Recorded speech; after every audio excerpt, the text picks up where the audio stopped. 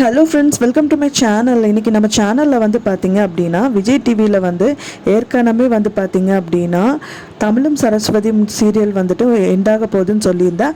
அதே மாதிரியே வந்து பார்த்திங்கன்னா இன்னொரு சீரியலும் வந்து முடிய இருக்குது. அது பற்றின தகவல் தான் இந்த வீடியோவில் நான் உங்கள்கிட்ட ஷேர் பண்ண இருக்கேன். இந்த சீரியலை பார்த்திங்க அப்படின்னா வந்துட்டு ரேடான்ஸ் பிக்சர்ஸை உருவாக்குன ராதிகா சரத்குமார் அவங்களோட பிக்சர்ஸில் தான் வந்துட்டு இந்த சீரியல் ரன் ஆகிட்டுருக்கு. இந்த சீரியலும் கூடிய விரைவில் முடிய போகுது. இந்த நாடகத்தில் நடித்தவங்க யார் யாருன்னு பார்த்தீங்கன்னா வெளியில் பார்த்தீங்க அப்படின்னா வெங்கட், ரேஷ்மா, தினேஷ், எஸ்வி சேகர், அப்புறம் வந்து பார்த்திங்கன்னா அருண் அப்படிங்கிறவங்கெல்லாம் வந்துட்டு இந்த சீரியலில் நடிச்சுட்டு வந்துட்டுருக்காங்க.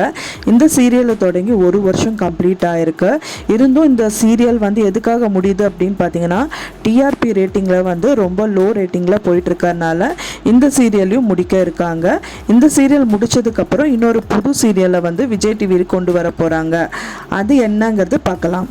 வாசல் சீரியலில் பார்த்தீங்க அப்படின்னா விஷு வந்து ஒரு படம் நடிச்சிருக்காரு.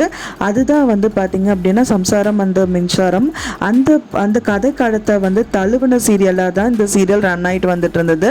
பட் ஆனால் டிஆர்பி ரேட்டிங்கில் ரொம்பவே கம்மியாக வந்துட்டு இருந்ததுனால இந்த சீரியலை முடிக்க இருக்காங்க.